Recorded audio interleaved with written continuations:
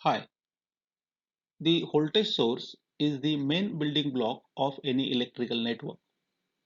Today we will learn the basic fundamentals of ideal and practical voltage sources and the difference between them. In the beginning, we will see the fundamentals of ideal voltage sources. The basic purpose of the source is to supply power to the load. In the diagram, two sources shown. In the first diagram, DC source is connected to the load, and in the second diagram, AC source is connected to the load. These sources are known as ideal voltage sources. Why they are known as ideal voltage sources? Let us see. Let us see the statement of the ideal voltage source. It is written, in ideal voltage source, terminal voltage is fixed irrespective of change in load current or change in load resistance. What is the meaning of this statement? Let us take one example to prove it. One simple series diagram is shown where DC source is there, one load resistance is there, and current flowing through it is load current IL, and the voltage which is measured across load resistance is Vt, that is terminal voltage. Let us take value of load resistance as 1 kilo ohm and the value of source voltage is 5 volts. Now I will calculate the load current by Ohm's law. So it is written as IL is equal to Vs by RL. So 5 volt divided by 1 kilo ohm. So I am getting load current as 5 milliampere. Now I want to calculate the terminal voltage, and the terminal voltage is obtained by multiplying IL and RL. So IL is known to me, that is 5 milliampere. RL is 1 kilo ohms. When they are multiplied, I am getting 5 volts. So my Vt is equal to 5 volt. Vs is equal to 5 volt. Now they are equal. So we get Vt is equal to Vs when we took this example. Now let us prove it by one more case. So same diagram is there, only value of load resistance is changed. Now the value of load resistance is 10 kilo ohms and remaining procedure is same which we have seen in the case 1. So I calculated IL. So I am getting now IL as 0.5 milliampere. Then I calculated Vt. So Vt is equal to IL into RL. So IL is 0.5 milliampere and RL is equal to 10 kilo ohms. When they are again multiplied, I am getting Vt is equal to 5 volt.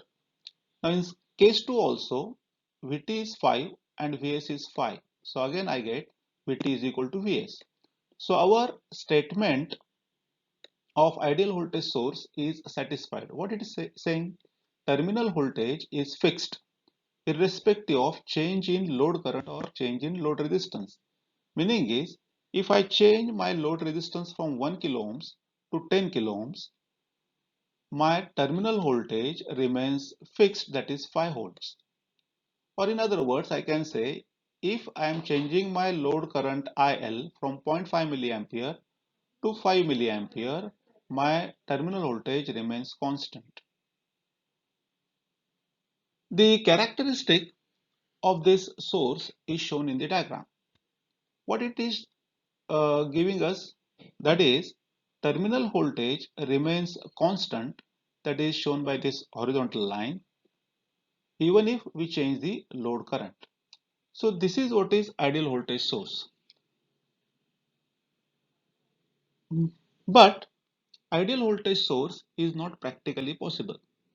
Why? Let us see.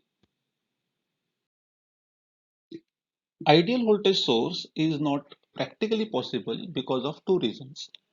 Reason number one is there is no source which can maintain its terminal voltage constant when its terminals are short circuited. This statement looks to be confusing. What is the meaning of this? Let us see. We are taking same series diagram. Here now we are not taking the value of RL, so these two terminals are shorted. So when terminals are shorted here, so my RL is becoming 0 kilo ohms. Now suppose I want to calculate terminal voltage Vt. Now to get terminal voltage, I am following the same procedure. Now RL is 0 kilo ohms, Vs is equal to 5 volt. Now if I calculating the Vt, so IL into RL, since my RL is 0 kilo ohms, when it is multiplied to IL, so my answer for Vt is equal to 0 volt. But now my Vs is 5 and my Vt is 0, so they are not equal. So it is not satisfying my statement of ideal voltage source. This is the first reason. And the second reason is all electrical sources have some internal resistance or internal impedance. In case of ideal voltage source, we have assumed internal resistance is 0 ohms, which is not possible. Now we are using the word resistance when we talk about DC source, and we use word impedance when we talk about AC source. So ideal voltage source does not exist in practice, but it is helpful in understanding the circuits with practical voltage sources.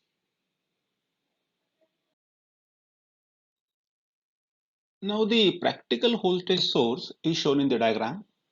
Practical voltage source can be considered as made up of an ideal voltage source in series with resistance.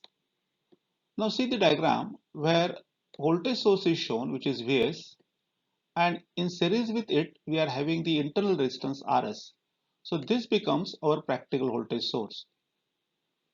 In ideal voltage source, this Rs is assumed to be 0. That means we are having only the voltage source. So now question comes is what should be the value of Rs so that this voltage source becomes a good practical voltage source. So here it is written, now we have to determine how much the value of internal resistance Rs should be so that it can be called as a practical voltage source. We will now compare two practical voltage sources to determine which source is better. See the first example. What we are doing here, in this example, we are taking Vs is equal to 5 volts, Rs is equal to 1 ohm, and RL varies from 1 ohm to 10 ohms. In the beginning, we will take RL is equal to 1 ohm and we will calculate terminal voltage. And in the case 2, we will keep RL is equal to 10 ohms and we will calculate the terminal voltage. Now, when RL is 1 ohm and RS is 1 ohm, in case 1, it is a simple series circuit, so total resistance is equal to 2 ohms. From that, we can get total current that is equal to 2.5 amperes. Now, to get Vt, we are multiplying It and RL, so we are getting that is equal to 2.5 volt. In the case 2, now RL is 10 ohms and our RS is 1 ohm, so RT becomes 11 ohms, and from that we get total current is equal to 0.45 ampere, and again terminal voltage is calculated by multiplying IT and RL, so we get it as 4.5 volt. So what we are getting exactly, when Vs is 5, our terminal voltage for first case it is 2.5 volt and for the second case it is 4.5 volt.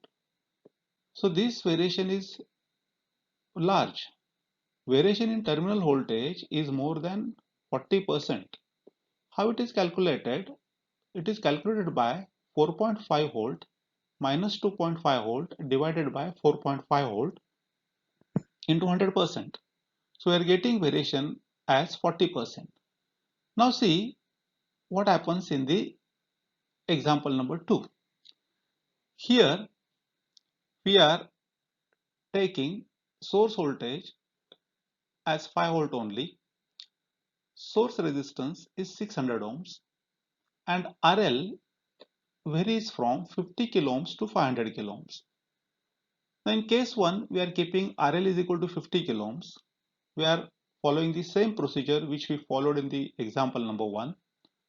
So we get RT as addition of RL and RS, that is equal to 50.6 kilo ohms. From that IT is calculated, that is 0.098 milliamperes. And finally we calculated Vt. So Vt is 4.9 volt. In case 2, RL is kept as 500 kilo ohms. RT is becoming now 500.06 kilo ohms. IT we get now 0.0099 milliampere. And finally, VT is calculated by multiplying IT and RL. So we are getting it as 4.99 volt.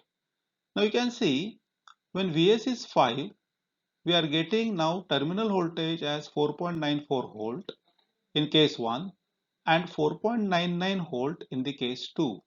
And if you check now, variation in terminal voltage is around 1%. Again, how it is calculated? 4.99 minus 4.94 divided by 4.99 into 100%. Now from these two examples, what we are getting, that is, the absolute value of internal resistance does not decide whether source is good practical constant voltage source or not. What does it mean? See, if you see the example number 1, where series resistance or source resistance is 1 ohm, and in second example source resistance is 600 ohms. If you compare these two values, we may think that in the first example, since RS is 1 ohm, so this voltage source is better than this voltage source. But if we compare terminal voltage variation, here it is 40% and here it is only 1%. So by comparing terminal voltage, this source is better than the first one.